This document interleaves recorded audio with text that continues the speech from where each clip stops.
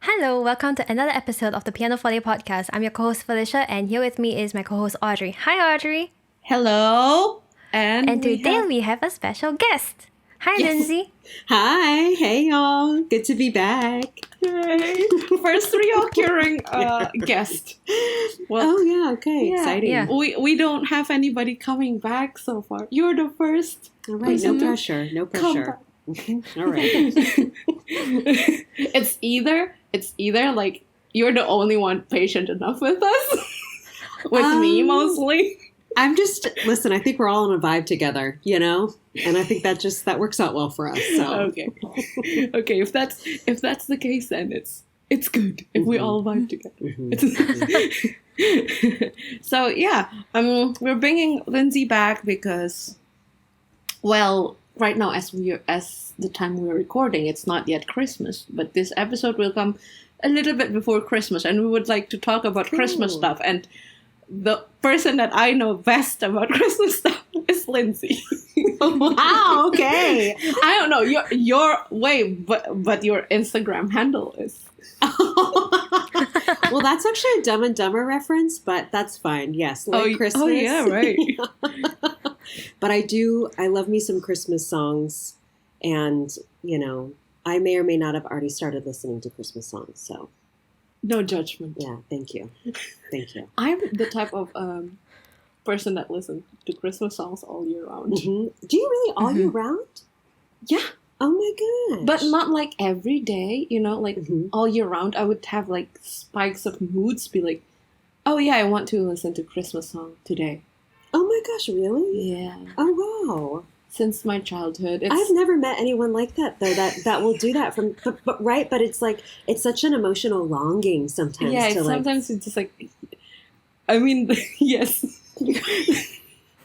That's basically how I made the Christmas album with Britta last year. Just because in the mid of like February or something, it was just like, damn, Christmas is 10 months away. Wow. You guys did that in February. So I started to write in the first song in February. Wow. Oh my gosh. It sparked the whole album, and then we like, okay, yeah, let's do it. Wow. But if you want to produce a Christmas album, though, that's true. You have to. Yeah, you got to start real early. This is true. It's the rule. Yeah, it's the rule of thumb. I think it's you need to start like 1 year before publishing the album. This is totally true. I mean, I feel like too that it's funny. There's fascination of like, you know, exploring or kind of putting yourself into the spirit of Christmas, or just, you know, the joy with the music so early on. I always think about also shows that will, you know, film episodes well in advance, and everybody's like in their sweaters and fake snow even though everywhere. It's in summer. Like the photo shoot for the Christmas album, it was not that late, but it was not that early either. So it was definitely not a sweater weather yet. We just forced ourselves to wear sweaters. Yeah, of course. No, I wore a sweater. But Britta wore like a long sleeve thing, which was appropriate for like. It's not too hot. I tortured myself. Good. It's for the art, you know. We torture ourselves for the art, but that's really interesting. I would love to hear more about that as well, just like the process, and I don't know, having to like evoke the spirit when you're not necessarily. I don't know. I find that really, really interesting. Yeah. I mean, sure. Next episode, I guess. Yeah. But today's specific episode, we actually for once finally like have like a little bit like a heads up what to talk about, because I inform you and you kind of were prepared. Well, so get to the main topic. We're talking about like Christmas songs and like translations of different Christmas music, or just in general translating things. It's pretty, I would say, like, it's not niche, definitely, but it's a different market than just like normal songs, I would say. And sometimes translation can work wonders. Mm-hmm. And sometimes it could ruin the whole, like, I don't know. I have listened to a couple songs that were like translated and whatnot. Some of them really like, I like the translated version better. And some of them I'm like, the original is still better, even though I don't know anything about it. Mm-hmm. Mm-hmm. Yeah. It's funny. The topic is funny for me because earlier this year I actually got a translating job, excuse me, for a woman here in Germany that did Kinderlieder Turnen. And it was an 11 or 12 song album, and it was just children's songs, right? And I was thinking like, oh, this would be a great, easy job, translating these kids' songs. And it ended up being the most difficult project I've ever worked on to date. It was very hard. And I think it also opened up my eyes to that exact kind of idea that you're describing, with just sort of like, where things will get lost in translation, right? Mm-hmm. Especially then when you're limited to like a beat pattern and where the stress needs to occur on a word. I mean, that is such an insane craft, I think, to really master. And man, it kicked my butt. Can I ask your like process of like translating that? So the process was probably what you imagine already, or what y'all imagine, where it was like I got the songs, I listened to them, and the first thing I did was sort of, listen to the German, try to translate it to myself as I listened to the song. I jotted down just sort of my concept of that first, and then I put all of the lyrics through a translator to get the exact word for word translation. I asked my husband about certain phrases. I asked the composer, I asked her about, specifics and things like that. And so I tried to just get a very nuanced concept, even some of the phrases are like, bounce the balloon on your hand, right? But you don't want to miss any details, especially when kids are dancing. Especially for children's song or like Christmas song, you have to get the nuance very, like, almost accurate as possible. Because I feel like with general songs, you could kind of like, I mean, you have to still get into the same route of the mood of the original song, but it doesn't. It leaves a little bit of wiggle room, I think, rather than like children's song or Christmas song, because it's like very specific. And by the way, it popped in my head earlier that her husband is a German. He is German. He's a German man. This is true. That's why. Hence the help. Yes. It would not be too helpful to reach out to my American husband. Yes. Yeah. Or an Indonesian friend or a Singaporean friend or in that. There you go. I always reach out to Felicia when it comes to English stuff. Just because she has better grammars than me. Oh my gosh, you guys have perfect English. I don't know. It is, though. Okay. You got to just accept that. Lean into it, y'all. Okay. Really lean into it. Thanks. And enjoy. All right. Fish, do you have any questions so thoughts? far? Yeah. I would like to continue listening to Lindsey's process. Okay. Sure. Let's go ahead. Yeah, so like just translating the hell out of these words, right? And after kind of collecting the exact translation and then, light perspective pivots on the meaning, then I started to do a literal translation under every line. And just to see where there would be sort of like traffic or Stau, some traffic. Stau is the German word for traffic. I can't help myself. But just to see where there would be some words that would fit effortlessly in the melodic phrase versus the words that it was, a bit of big a rumble jumble pot of jambalaya, exactly. And that's actually that's where the fun came from, was sort of like, I think sometimes the exact translation, it would even sound weaker in English, which is really fascinating that somehow, I agree. It worked so, it's, I can't really articulate a deeper, thought on the reasoning behind that. And, even looking at translation of Christmas songs right now, sometimes maybe you recognize that too, where you see it in English and it just doesn't have the pizzazz it has in German, right? Yes. And so trying to then kind of pivot out of the German meaning and find an English way that works syllabically first, which was the nightmare here. Syllables. Yeah. And then the pizzazz. So you have to have like the character. So it was a great puzzle. It felt like a very fun puzzle, but it also kind of felt never ending because I would finish a song and I'd be so proud of myself. And then I would look at the pile and, I'd remember, How oh my many gosh, I have songs? 7, right? No, there were 11 or 12. I can't remember now. Wow. But it was a lot. It was a lot. That's a lot. But it was such a wonderful, I learned so much. It was also very humbling because, at the start I was like, wow, this is going to be easy peasy lemon squeezy. Easy. Yeah, I'm going to freaking knock this out of the park in 2 weeks. And I did one, I remember she asked for, kind of a draft, just to get an idea of what I would do, or, and also to get an idea of how long it would take me. And I told her. The work plan, basically. Yeah. Okay.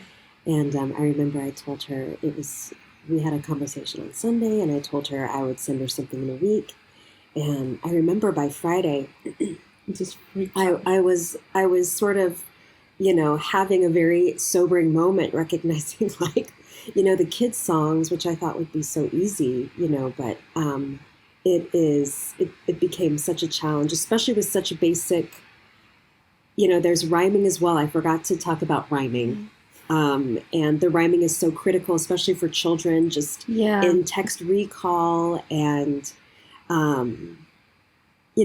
it's like the kind of lost harmony as well, rhyming, right? Yeah. And also I feel like, because I have actually, just for fun for myself, also delved into this realm, like translating a song, because I do listen to a lot like Japanese or Korean songs. And one time I was just like, there are some syllables that works better. You know what I mean? Like not syllables, vowels. Oh, big vowels time. On certain notes, it just works better. Mm-hmm. It just floats better, because the original had that vowels that I tried to find a word with that vowels or like similar sounding, so it still has the same kind of like flow to it. Yeah. I as well as like when you say like rhyming and stuff, it's like it reminds me of O Tannenbaum and Christmas tree. It's a literal translation actually, right? Yeah. Tannenbaum is the Christmas tree, but I feel like O Tannenbaum is much more fun to say just because it has more consonants. It has more like bouncy. Yeah, I was just gonna say it's bouncy. Bouncy. Yeah. Right. And that's neat too. I mean, like, there's a whole thing about, I believe the word is assonance, which is unfortunate because that's just not a very pretty word. But assonance is essentially like, I like to think about, it's like the beauty of a vowel shape from vowel shape to vowel shape within the consonants of a word. So...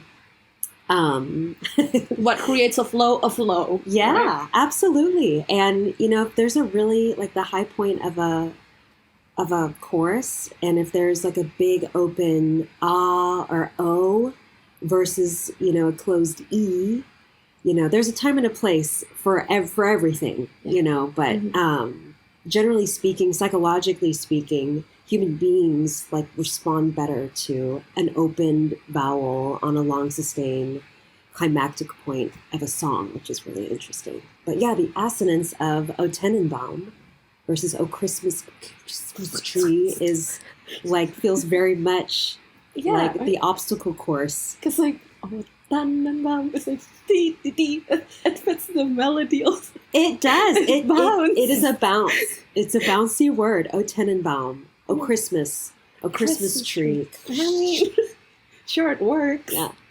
But it's not as fun. Mm-hmm. Yeah, because like the funness, like it could work, but it's not fun. Mm-hmm. That's also like a problem, right? Mm-hmm. Especially with children's songs. Mm-hmm. So, mad respect. Mad respect. Thanks, guys. I really appreciate it. And like past Lindsey back in February was like, this project might be the end of me because it was difficult. But I loved it. It was great. Would you do it again, though? Oh, I would totally do it. I would totally just brutalize myself, but it would probably... I would not be foolish enough to think it would be any easier, but it is a fun... Again, it feels like, it's like a favorite puzzle to kind of work out, Mm-hmm. And I like to think, too, about like what you're doing as well with translating Korean and Japanese songs. Mm-hmm. And like your process. Do you do that at all, Felicia? Are you translating songs? No, I don't translate songs, but I have helped a friend with translations from Chinese into English, just like text, short texts. Mm-hmm. So the texts were already there in Chinese, in Mandarin, and then my friend was supposed to translate it into English, and she needed some help. How was that? It was, it was pretty challenging actually. Like some parts were. Most of them we just didn't do direct translations. We just we would summarize 8 words. What's the gist of it? And we just spit it out in English instead. Because there's this 4 character words in Mandarin. There's an idiom. And if you had to translate it into English and for it to make sense, it would be very, very, very wordy. Yeah. It suddenly blossoms into a sentence. That's also what I thought with Chinese, especially if you go especially to traditional songs, as Felicia said, there's a lot of idioms, kind of a 4-word.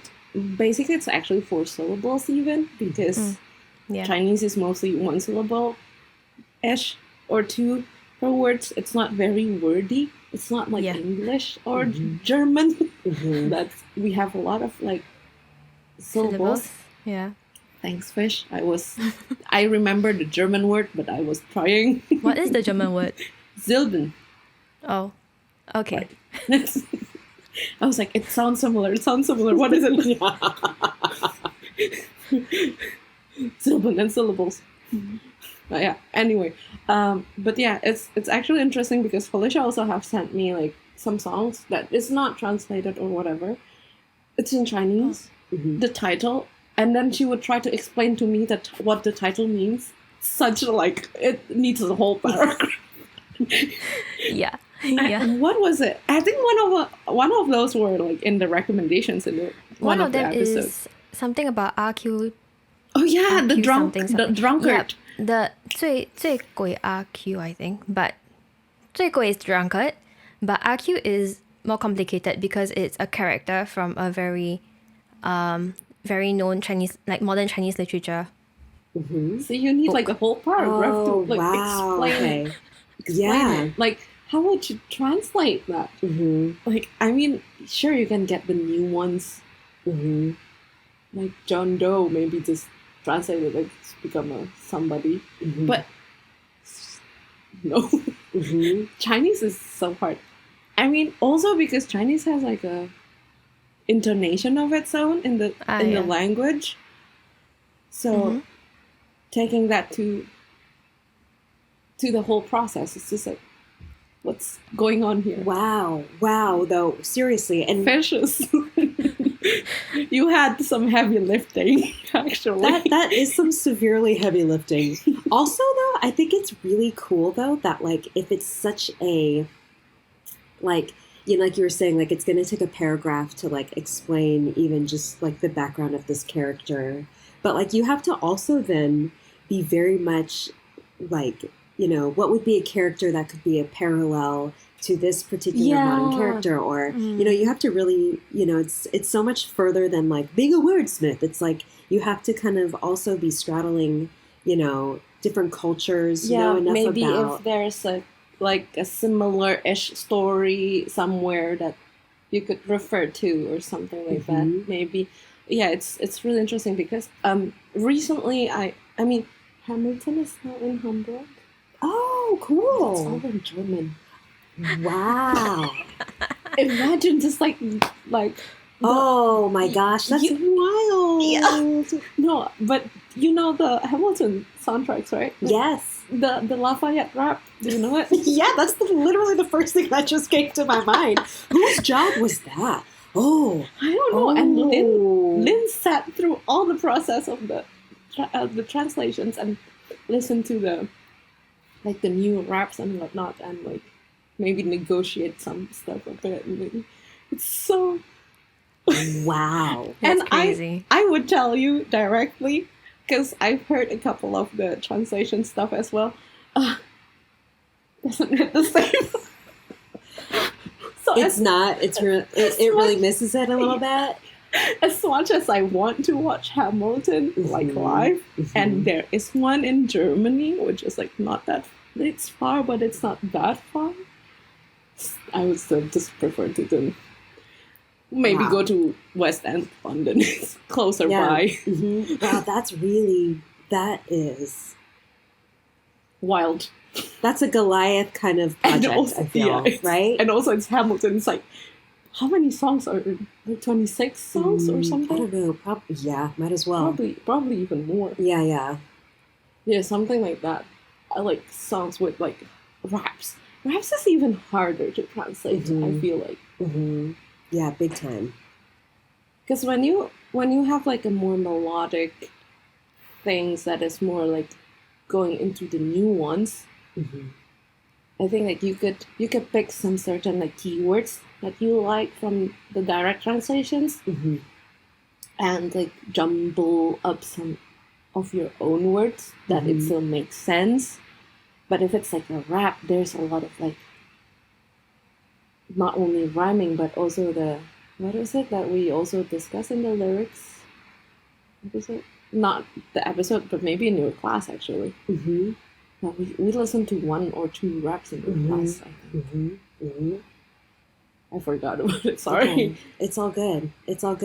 I'm like trying to. Yeah, because sometimes like they repeat words like maybe like palm tree, blah blah blah blah blah blah. It's like a connecting words thingy that it's like, how do you translate that? It doesn't work always the same way in the other language. I mean, sometimes it just like it cannot be at least translated to the caliber, or like we just will like the impact is lost. It's like we're putting something through a filter. Yeah. So it's always going to lose at least just a tiny bit of that potency from its original form, right? Yeah. Which is like kind of sad, but that's also kind of the magic of.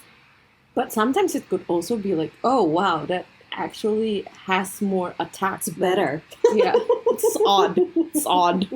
Well, can you remember any other Christmas song that is not on Tannenbaum that is translated? Stille Nacht. Oh my gosh, I like read a little bit about that. Yeah. The other night. Yes. Spill it. Okay, first of all, the history of it. And okay, number one, I thought it was German. It's actually an Austrian Christmas carol. And was it the one that is written in the war? It was written right after like the Napoleonic Wars, so it's like right at the start of 1800. Because it was like a silent nights because of the wars. Yeah, genau. Yeah, I think I've seen that also that story about it. Oh my gosh, the whole story is like very epic. I'll see if I can like regurgitate it. I'm so bad at like reading comprehension and then like, sharing that again. It's very all over the place. So everybody just, settle in. Everyone get ready. Buckle up. Buckle down. So buckle down, seriously. But let's see. So Joseph Moore, Joseph, was living in a small town right outside of Salzburg. And he was a pastor of a very, very small Catholic church. And right after the wars, he was taking this walk through his town, and just out of, he was so moved by, coming out of this really turbulent time, and was so incredibly grateful for the peace and the calm that he was then inspired to write the poem Stille Nacht, right? So he wrote this in, around 1815, right? So he has this beautiful poem, and then it's just kind of sitting somewhere in his life somewhere. And then in 1818, Christmas Eve, he's in desperate need of one more Christmas carol, and he remembers that he has this poem. So he walks 4 kilometers in the snow. Oh, geez. And he goes to a composer? France. Yes, Franz Gruber. Okay. Franz Gruber's house, who is at the time a school teacher and the organist or choir master organist of the church. And so he goes over to his house, takes his poem, and he's like, Franz, I really need this song tonight. I'm 1 song short. I got to have a song for midnight mass. And Franz is like, no problem. Let me check that out. And so what's amazing and that I find very fascinating is, number one, I love how it was like the day of. Like, you can look that up. The story is like the day of, man, he needed this song. And it's like, he took this old, this poem. And so I just love like the human side of the story. It's like, I mean, let's be honest. We have had that be like assignment due tomorrow, right?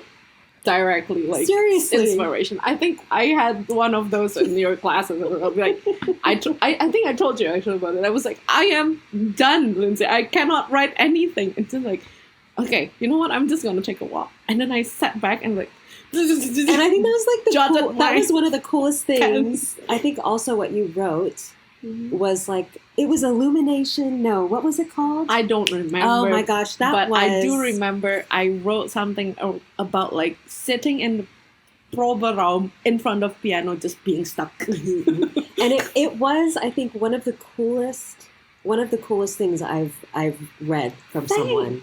It was very, very cool.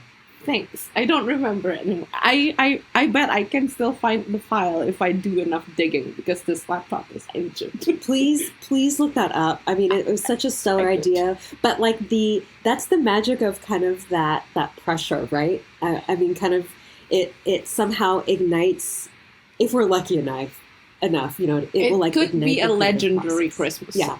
Yeah, seriously, you never know. You never know. So anyway, so Joseph and Franz are sitting together, and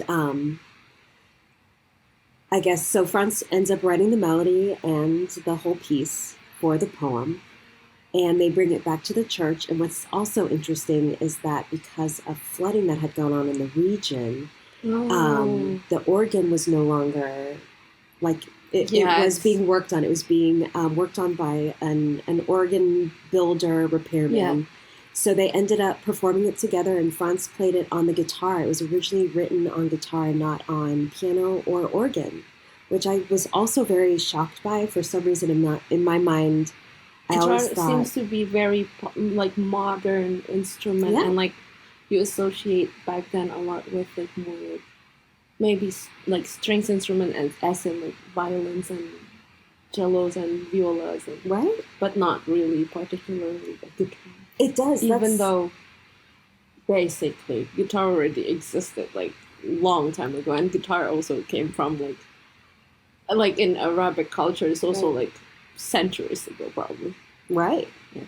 So it's kind of odd to think that guitar is a modern instrument, even though it's not. It felt, but that's the thing. I think that modern. It felt like a very modern twist somehow. Mm-hmm. And then I'll keep this really brief. I'm almost done, y'all. Thank you for everyone for being buckled in still with me here.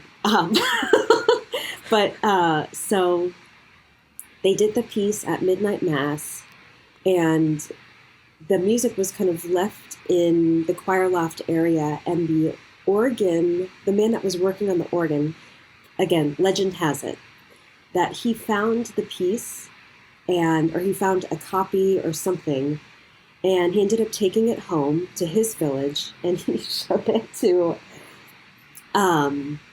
friends and family in the village, and then it made its way to two traveling folk singing families that would travel all over Europe. Oh, and that's how the yes. song spread. Singing families were a thing back then. I forgot about that. And then it was somewhere around like 1850, somewhere around that time, or 1860, is the first time it was heard in the U.S. in New York City in front of Trinity Church, which is so fascinating. I just think it's so neat. It's the whole story. And there is I didn't know the full story. I just know that it was written like after the war. Yeah. And it was like kind of basically based on like how even on Christmas Eve during war and whatnot, there's still this like everybody just became silent and became like docile for a second. Right? Just like, let's peace out for this night. Yeah. Let's just like have a moment of peace. By the way, I cannot say that phrase ever again. Moments of Peace is a title of Who's an Inner song, which is our band, my band. Oh, Yeah, that's why I'm like, I cannot say that phrase without reminding me of the song. Anyway, yeah, it's such a legendary thing.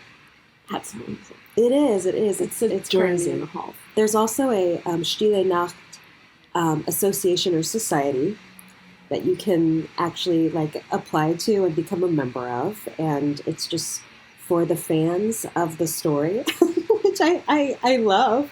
Are you a member of that? I'm not yet. Okay. I'm gonna look into it though, and Okay. I'll let y'all know later. But it's also like what you're saying too about the quietness after a war, and it just kind of gave me a lot of goosebump moments just thinking about today, and like what we're going through in the world, and especially over here with Ukraine and Russia, and I mean there's so many, the list goes on and on for the rest of the world currently, but I think that kind of, we feel so connected with the Ukraine and what's going on there, and just the word war, and the song, how much more profound I think the meaning of that becomes for us, I think. Yeah. But anyway, so that's my Stille Nacht. It's not my story. It's just, but it's a historical background. We learned something today. It's a pretty crazy story, y'all. Yes. And yeah, I don't know what else to say. I mean, I think just right off the bat too, from translation, we have Stille Nacht, Heilige Nacht, right? Yeah. And then in English we have Silent Night, Holy Night. And I think it's already off the bat really interesting as far as like where certain stress lives or does not live, but how I think despite that, and one word having an additional syllable, Heilige Nacht versus Holy Night, right? That it doesn't lose, like that's an example where... That's an equal standing translated song. I feel like.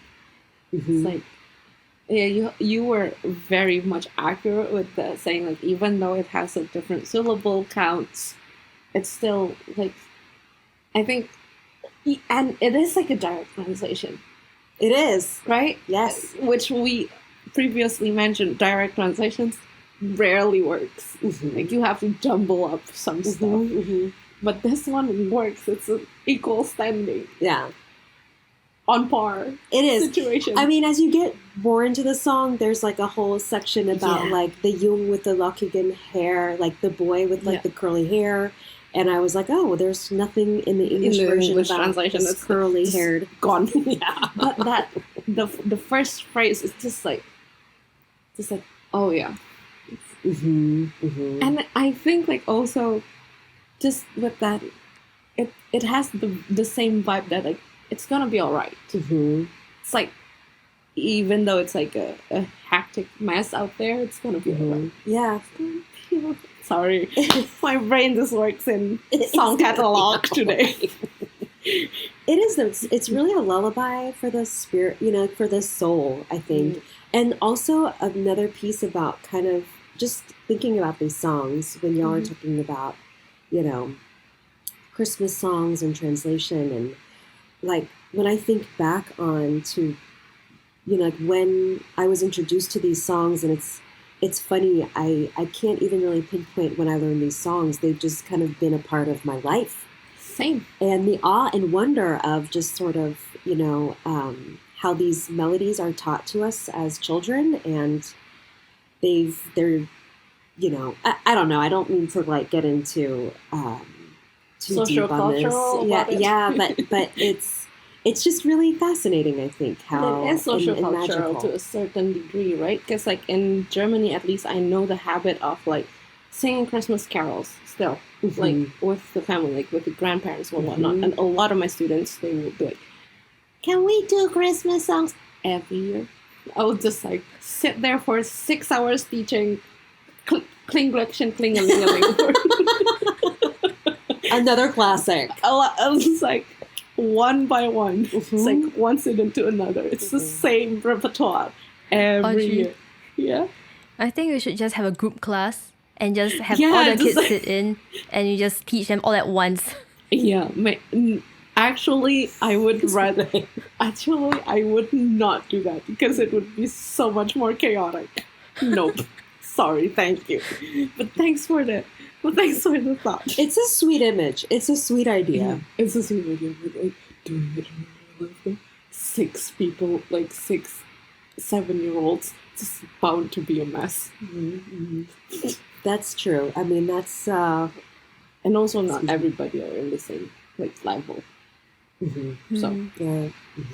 anyway, I do love though whenever I'm doing a Christmas song with a student, any song that ends on the tonic or the one chord. I love to always play the Jingle Bells melody at the end. oh It yeah, works every time. Makes everybody laugh. We have a good time. yeah, Try it out. Try that out. I Try will. that out. I will. Yeah. I will. That Me is. too. Yeah. Do you have a lot of Christmas song stuff? Right on? now, no. I don't usually introduce like Christmas songs. We hear it here in Singapore, but I don't think that a lot of us have as strong associations as there are in like Germany or Europe or US Understandably. or Canada or Australia. Understandably so. Again, back to what I said earlier, it's very social cultural. Yeah. That's why you don't really remember how you got introduced to this because it's just like has been there since probably you were even in the womb. You know what I mean? Like it's like a very also like sorry to say it's not that I'm being mean or anything. Not at all. It's very American as well. Like Christmas is very American. Like sure, it's also very German. It's very European based, but it's also very like something that Americans like celebrate really big. Like it's like Christmas, Thanksgiving, maybe Super Bowl. Super Bowl is another big thing. Yeah. But it doesn't have like a particularly music thing. Yeah, there's Super Bowl performances which are cool, but yeah, Christmas is like the hot holiday. It's the hot holiday. It's the hot. Can you imagine like some of the top selling albums in this world? It's just like Christmas songs. Yep. Seriously. It's a hot market. It is. And I love to look every so often I'll look at Mariah Carey, who co-wrote All I Want for Christmas Is You, and I love to just see like how many streams, number one, and then also How many jingle bells? yeah. And also like the insane amount of money that she's made just from that one song. That which is bananas. Yeah, like I think she said like one of her number one hits. she has like #1 hits, Grammy or whatever. Mm-hmm. And one of like the biggest one is All I Want for Christmas Is You, which is nuts. Michael Bublé is another example. Mhm. That's like a Christmas classic. Yeah. Yeah, but yeah, Christmas songs. Also, what's interesting too is Advent. I feel like in Germany, what's really fascinating is there seems to be more of celebration around the Advent or Advent Sundays. And in the U.S., there are, like we go into church and we will light, the 4 candles representing each Advent Sunday. Mm-hmm. And but here it almost feels like, at least with my husband's family, it's kind of a bigger deal, or Advent's calendars, right? Yeah, Advent calendars. That's so big here, and in the U.S., at least with my family, we would honor the Advent Sunday and we would light the candle, but that was kind of it, and we weren't really big on an Advent. We weren't an Advent calendar family, but here I think that's also really, really interesting. Difference. Yeah. Yeah. Social cultural back at it again. Back at it again. Yeah. What about for you growing up? Me in Indonesia? I mean, I know my dad will listen to this and he will afterwards say to me like, "You always just like, my dad do this," but that's actually true. Hey, Dad. Hi. But that's actually true. It's just because I think, like, mostly I like to set the tone and car rides. So I'm usually the music requester. Mm-hmm. I request this and that and all things. Mm-hmm. And what I remember vividly is that I was addicted to this one CD of Disney Christmas songs. And it has, I remember clearly, it has 12 Days of Christmas. Mm-hmm. And it has like the Disney characters like Chip and Dale, Daisy, Donald Duck, which is hilarious to hear Donald Duck in that song. Because one of the lyrics is like 5 gold rings. Yeah. And instead, in one verse, he just sung like 5 onion rings.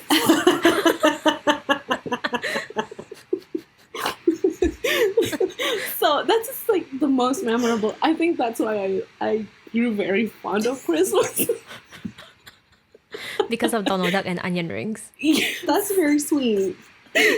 But yeah, as far as I remember, I always enjoy it. But I think that was what I associate the most like with Christmas. Just like fun, like it's what is it, like the word that's like, it's not naive, but like the fun, like The innocence? yeah, innocence. Mm. Thanks, Fish. You're welcome. Thanks.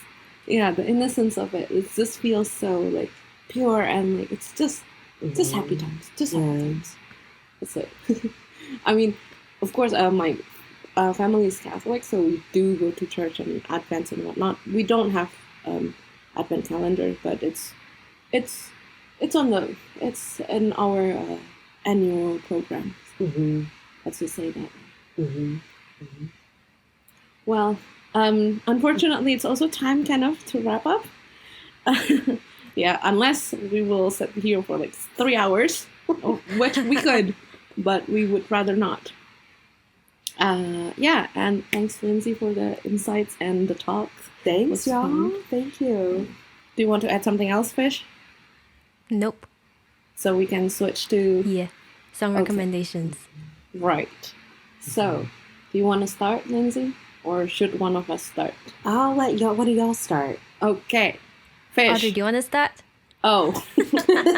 Should I start? Okay. Then if I shall start, I don't know if this album particularly is on Spotify, but definitely check out the Disney Christmas album.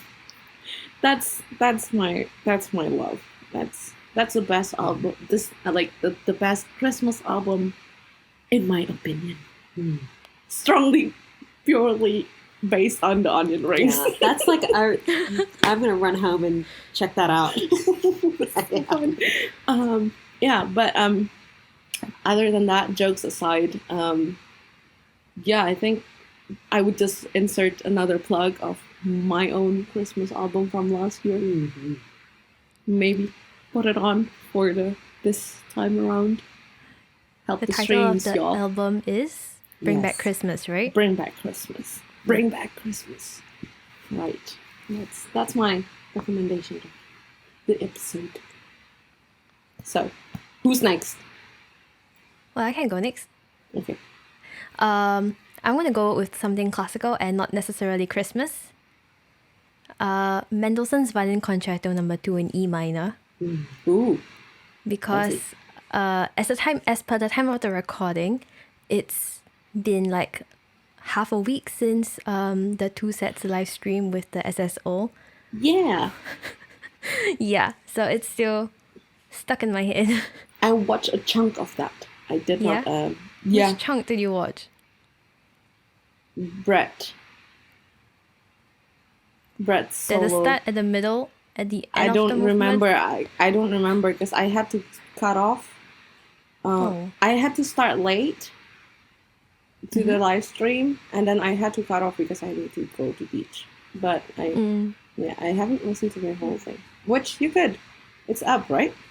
It's up, yeah. Yeah. So we can also link it to you. Yeah, If you cool. fancy some classical. I would love to. I'd love to check that out. Yeah. Cool. And is that your recommendations, Fish? Yes, that is is it? my recommendation. The only Yes. one? Okay. Only one. I didn't want to- in like 20 plus minutes. Nice. Yeah. Yeah. All right, that's a good amount. That's a good amount of time. Yeah. I think before I forget to, at the end of at the last podcast I joined y'all on, I said something about, I mixed up, I said Wrong artist. John Hyatt, Yeah. and I meant Don Henley, so I just wanted to say that for my heart. I We mix them up corrected it, always. though. Oh my gosh, did y'all? Yeah. Oh my gosh, thank you Did you so not much. listen No, I did. Yeah. But I stopped it before the end because I was like, I can't listen to that. Oh. Seriously. Okay. And the recommendation would be Vince Guaraldi Trio. Oh. That album is wonderful. They were the group that did a lot of the Peanuts movies. Yeah. The Peanuts. And that Christmas album is Is it the one with the Christmas time is here? Yeah. Okay. yeah. So that It's would be also my a classic. recommendation. So I love it. I think I did like a rendition of that. I sent like season's greetings short video, like 1 minute video, like playing / singing that, reharmonizing. Oh, cool. Yeah. So it's fun as well.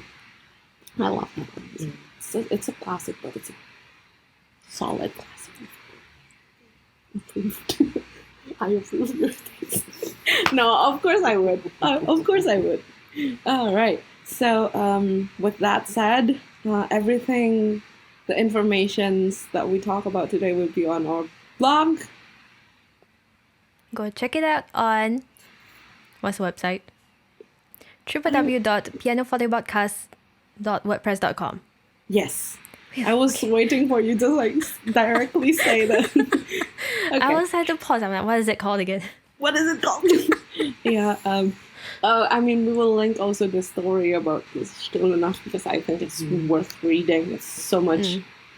I mean, definitely we watered it down for this podcast for the sake of time. But yeah, good. And this is the end of this year's. We will not have any other episode this year. So happy Christmas, happy holidays.